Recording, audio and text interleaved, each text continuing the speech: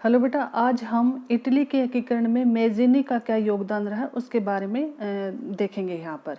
देखो बेटा, मेज़िनी था जो एक राइटर था और वो इटली को एक संगठित राष्ट्र के रूप में देखना चाहता था और वहाँ की जनता को, वहाँ के निरंकुश जो राजा थे राजतंत्र से, उससे मुक्ति दिलाकर वहाँ पर प्रजातंत्र की स्थापना करना चाहता था। तो आज उसके बारे में ही हम आगे इसके देखेंगे। तो क्या योगदान है मेज़िनी का इस इटली के एकीकरण में बेटा। तो चलो शुरू करते हैं बेटा। इटली के एकीकरण के प्रयासों में मेज़िनी का महत्वपूर्ण योगदान रहा। मेज़िनी एक विख्यात लेखक था। उसका उद्देश्य एल्प्स पर्वत से श्रेणी से लेकर दक्षिण के समुद्र पर्यंत एक विशाल तथा सुसंगठित इटालियन राष्ट्र का निर्माण करना था। मेज़िनी ने 1830 ईस्वी की क्रांति में कॉर्बेनरी संस्था के सदस्य के रूप में भाग लिया तथा क्रांति का दमन हो जाने के पश्चात उसे बंदी बना लिया गया और सेवाना के दुर्ग में भेज दिया। बाद में इटली से निष्कासित कर दिया गया, लेकिन वह सेवाना दुर्ग में रहते हुए गुप्त रूप से पत्रों द्वारा अपने क्रांतिकारी विचारों को व्यक्त करता रहा।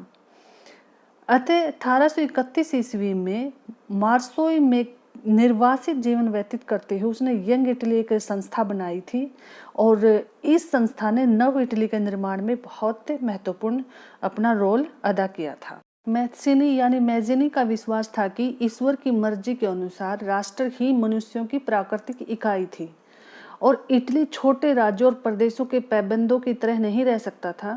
उसे जोड़कर राष्ट्र के व्यापक गठबंधन के अंदर एक एकीकृत गणतंत्र बनाना ही था, यानी छोटे छोटे जो टुकड़े हुए थे देश के, उनको इकट्ठा करके जोड़ के एक शक्तिशाली और एकीकृत और गणतंत्र बनाना था, यानी ना कि राजतंत्र।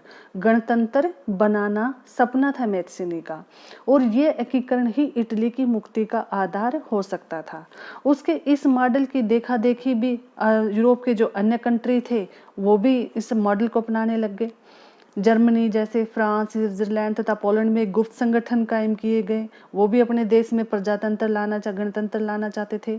मैथ्सिनी द्वारा राजतंत्र का घोर विरोध करके और प्रजातांत्रिक गणतंत्रों के अपने सपने से मैथ्सिनी ने जो रूढ़िवादी थे उनको हरा दिया और मेटरनिख ने मेज़िनी को, यानी उसे मेज़िनी को, मेटरनिख कौन था? ऑस्ट्रिया का मंत्री था, एक जो राजतंत्र सरकार थी ऑस्ट्रिया में, उसमें मंत्री था। तो मेटरनिख ने मेज़िनी को बोला है कि हमारी सामाजिक व्यवस्था का सबसे खतरनाक दुश्मन मेज़िनी है। इस प्रकार बेटा मेज़िनी के प्रयासों से 1858 ईस्वी में बेटा इटली का एकीकरण हो गया और 1861 में एम्मानुएल द्वितीय को एकीकृत इटली का राजा घोषित किया बेटा।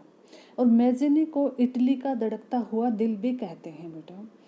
1833 ईस्वी में मेज़िनी ने ही बेटा यंग यूरोप की बर्न में एक संस्था की स्थापना की थी और 1831 ईस्वी में यंग इटली की स्थापना की थी बेटा और 1872 ईस्वी में मेज़िनी की मृत्यु हो जाती है बेटा।